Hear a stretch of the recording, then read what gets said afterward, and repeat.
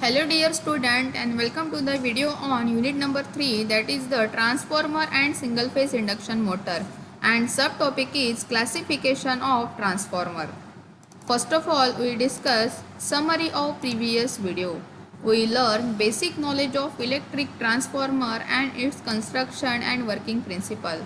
Also, we learn identify the parts of AC transformer and also its function. जैसे हमने last video में देखा है द ट्रांसफार्मर के डेफिनेशन, ट्रांसफार्मर का कंस्ट्रक्शन, ट्रांसफार्मर का वर्किंग प्रिंसिपल कैसे होता है, उसके पार्ट्स कौन से होते हैं और उसका फंक्शन क्या होता है, ये सारी चीज़ें हमने प्रीवियस वीडियो में देखे हैं।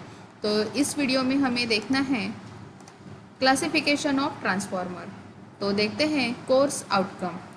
Connect transformer and electric motor for specific requirement and use relevant electric protective device safely. Learning outcomes: understand the basic knowledge of transformer and identify the various type of transformer and their applications. We learn general construction and principle of the different types of transformer. तो पहले देखते हैं कि definition of transformer. What is the definition of transformer? The transformer is a static device which transfer electric energy or electric power from one alternating current circuit to the another circuit without change its frequency. It is known as the transformer. Last video में हमने ये transformer का diagram पढ़ा था। इसमें क्या क्या connected है? हमारा सप्लाई कनेक्टेड है, सप्लाई वी जो प्राइमरी वोल्टेज है उसे डिनोट करते हैं V1 से, एंड सेकेंडरी जो वोल्टेज है उसे हम डिनोट करते हैं V2 से। वैसे यहाँ पर ट्रांसफार्मर में दो वाइंडिंग हम कनेक्ट करते हैं, primary winding and secondary winding. Primary winding को हम कनेक्ट करते हैं, डिनोट करते हैं P से, एंड सेकेंडरी वाइंडिंग को डिनोट करते हैं S से। तो जो प्राइमरी वाइंडिंग के नंबर ऑफ टर्न्स होते हैं उसे डिनोट करते हैं N1 से, एंड जो सेकेंडरी वाइंडिंग के नंबर ऑफ टर्न्स होते हैं उसे डिनोट करते हैं N2 से। वैसे ही जो प्राइमरी साइड में EMF जनरेट होता है, इंड्यूस होता है, उसे हम डिनोट करते हैं E1 से, एंड सेकेंडरी साइड में जो EMF होता है उसे बोलते हैं E2। ठीक है। ये जो यहाँ पर पा दिख रही है मैग्नेटिक सर्किट में, ये है हमारे फ्लक्सेस। ठीक है, ये जो फ्लक्सेस के डायरेक्शन है एक सेम डायरेक्शन होनी चाहिए, ऐसे ही ये पाथ हमें बनाना है। ठीक है। और जो प्राइमरी साइड का करंट होता है वो होता है I1, एंड सेकेंडरी साइड का जो करंट होता है वो रहता है I2। तो देखते हैं classification of transformer according to types. First of all we discuss according to construction. मतलब जो ट्रांसफार्मर है उसके जो डिफरेंट टाइप्स है उसमें कैसे होता है कि according to construction, according to voltage level, according to supply voltage, मतलब सप्लाई वोल्टेज के कौन से टाइप होते हैं, वोल्टेज लेवल कैसे दो टाइप होते हैं, कंस्ट्रक्शन वाइज उसके कैसे टाइप होते हैं, ये सारी चीज़ें हम ये क्लासिफिकेशन ऑफ ट्रांसफार्मर में पढ़ेंगे। According to construction, according to construction transformer के दो टाइप होते हैं, core type transformer and shell type transformer. वैसे ही according to voltage level, voltage level जो वोल्टेज लेवल के ट्रांसफार्मर में उसमें होते हैं दो type, step up transformer and step down transformer. अभी ये step up transformer and step down transformer क्या होता है? जैसे स्टेप अप ट्रांसफार्मर में क्या होता है, स्टेप अप यानी जो वोल्टेज की वैल्यू है, पावर की जो इलेक्ट्रिक पावर की वैल्यू है वो अप करता है, मतलब जो हमें आउटपुट मिल रहा है वो ज़्यादा होता है जो हम इनपुट देते हैं। मतलब इनपुट स्मॉल रहेगा और हमारा आउटपुट बड़ा रहेगा, इसे हम बोलते हैं स्टेप अप ट्रांसफार्मर। सेकेंड है step down transformer. Step down transformer में क्या होता है, जो हमें आउटपुट चाहिए है, जो आउटपुट पावर है वो कम होता है इनपुट पावर से, मतलब इनपुट पावर ग्रेटर रहेगा आउटपुट पावर से। तो ये होता है स्टेप डाउन ट्रांसफार्मर। थर्ड है according to supply voltage. First है single phase transformer and second है 3 फेज ट्रांसफार्मर। जैसे सबसे पहला जो वीडियो हमने पढ़ा था, सबसे पहले जो हमारा लेक्चर था, तो उसमें मैंने single phase voltage and 3 phase voltage इसके बारे में बताया था। तो सेम चीज़ है, अगर सिंगल फेज ट्रांसफार्मर होता है तो उसमें सिंगल फेज वोल्टेज लगता है, सिंगल फेज वोल्टेज यानी 230 वोल्ट। ठीक है, AC सप्लाई 230 वोल्ट। एंड अगर 3 फेज ट्रांसफार्मर होता है तो उसमें AC ट्रांसफार्मर 3 फेज यानी होता है 440 वोल्ट। तो अगर हमें बोलते हैं कि थ्री फेज ट्रांसफॉर्मर कैसे बोलना है कि AC transformer 440 volt three phase supply. ठीक है, मतलब थ्री फेज सप्लाई अगर है तो उसका वोल्टेज लेवल कितना रहता है 440 वोल्ट। अगर सिंगल फेज ट्रांसफॉर्मर है तो उसका जो वोल्टेज लेवल रहता है वो रहता है 230 वोल्ट। देन है पर्पज़ ऑफ ट्रांसफॉर्मर। तो जो ट्रांसफार्मर है इसके एप्लीकेशंस कहाँ यूज़ होते हैं, एक है पावर ट्रांसफार्मर एंड है second distribution transformer. Power transformer यानी होता है ट्रांसमिशन लाइन में जो यूज़ करते हैं जहाँ पर हाई लेवल वोल्टेज ट्रांसमिट होता है। डिस्ट्रीब्यूशन लेवल यानी वहाँ पर कम वोल्टेज लेवल डिस्ट्रीब्यूट होता है। जैसे डिस्ट्रीब्यूशन ट्रांसफार्मर यानी जो हमारे घर तक सप्लाई आता है, वोल्टेज सप्लाई आता है, तो ये जो डिस्ट्रीब्यूशन सेक्टर है तो वहाँ पर ये डिस्ट्रीब्यूशन ट्रांसफार्मर लगे हुए रहते हैं। तो देखते हैं पहले कोर टाइप ट्रांसफार्मर। ये जो कोर टाइप ट्रांसफार्मर है ये है according to the construction wise जो टाइप है हमारा ट्रांसफार्मर का, according to the construction wise. तो फर्स्ट था तो कोर टाइप ट्रांसफार्मर। तो कोर टाइप ट्रांसफार्मर में जो हमने कंस्ट्रक्शन एंड वर्किंग प्रिंसिपल पढ़ा था ट्रांसफार्मर का, एसी ट्रांसफार्मर का सेम है, वही होता है कोर टाइप ट्रांसफार्मर। तो देखते हैं क्या लिखा है। The core of this type of transformer is consist of lamination to the form a rectangular frame and provide a single magnetic circuit. It has high efficiency. The winding are normally cylindrical on form of concentrated low voltage winding placed near its core. Third, both windings are uniformly distributed over the limbs of the core. These windings surrounding the core. Since the winding are distributed all the limbs there. जो हमने सबसे पहले transformer का construction पढ़ा था same construction core type transformer का होता है, वही मटेरियल से बना हुआ रहता है। तो आपको जो मेन सेंटेंस है वो याद रखना है, this winding surrounding the core. मतलब ये जो primary winding and secondary winding है ये सेपरेटली कनेक्टेड होती है कोर से। मतलब सराउंडिंग द कोर यानी क्या, जो कोर है उससे वाइंडिंग कनेक्टेड होती है सेपरेटली। ठीक है, therefore the natural cooling is more effective. ये दोनों वाइंडिंग सेपरेट होने के कारण इसमें जो कूलिंग होता है ये बहुत इफ़ेक्टिव होता है, इसके कारण इसकी इफ़िशेंसी भी हाई होती है। तो ये जो सातों पॉइंट है ये आपको अच्छे से याद करना है। नेक्स्ट है सेकेंड टाइप ऑफ ट्रांसफार्मर है शेल टाइप ट्रांसफार्मर।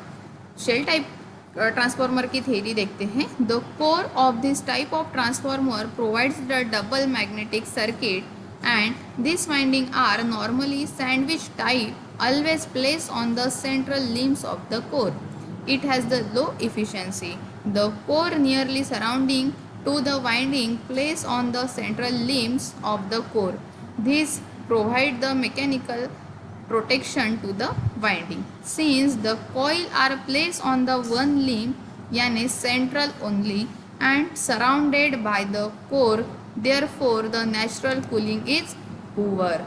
जैसे हमने कोर टाइप ट्रांसफार्मर देखा है कि एक ही कोर को दो primary winding and secondary winding separately connected है, बट शेल टाइप ट्रांसफार्मर में क्या होता है, यहाँ पर दो मैग्नेटिक सर्किट रहते हैं। ये दो दिख रहे हैं, यहाँ पर दो मैग्नेटिक सर्किट होने के कारण यहाँ पर जो फ्लक्स पाथ है, जो फ्लक्स फ्लो हो रहे हैं, ये भी दो पाथ में फ्लो हो रहे।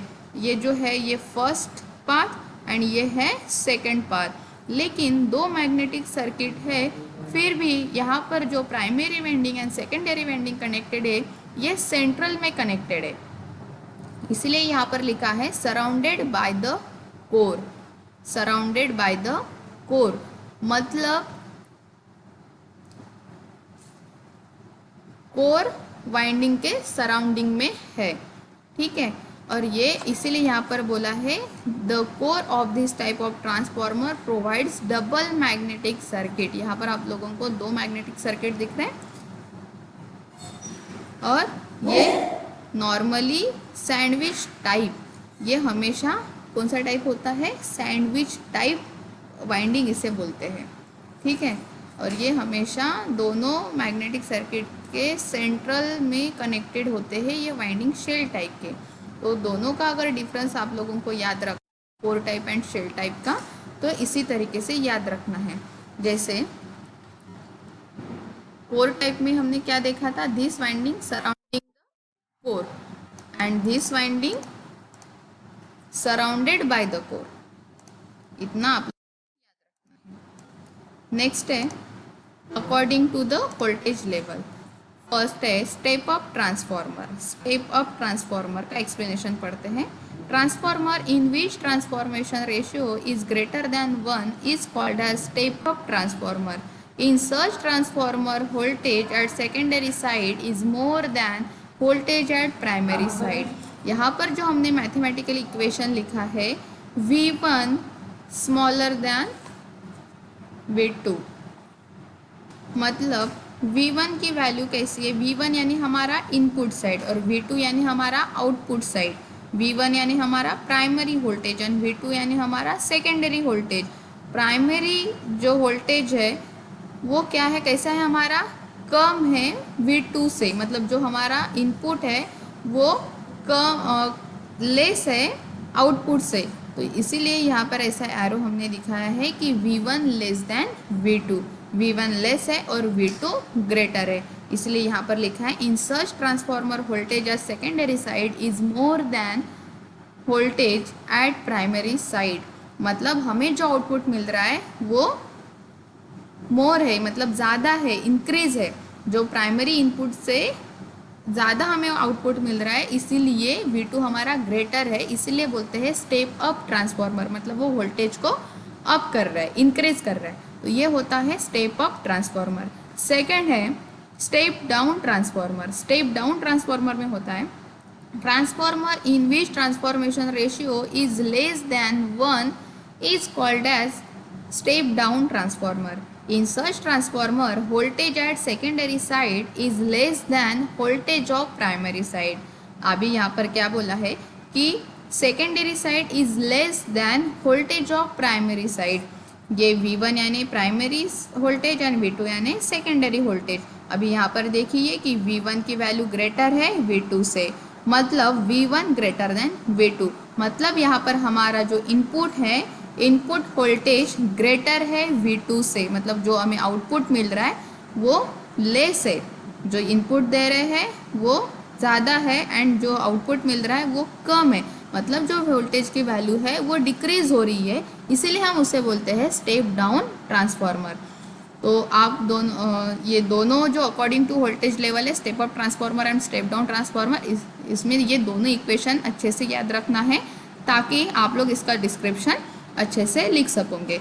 मतलब अगर स्टेप अप है तो जो ट्रांसफॉर्मर रेशियो होता है वो ग्रेटर रहता है 1 से, एंड स्टेप डाउन में जो ट्रांसफॉर्मेशन रेशियो होता है ये लेस रेशियो होता है, ये लेस देन 1 होता है।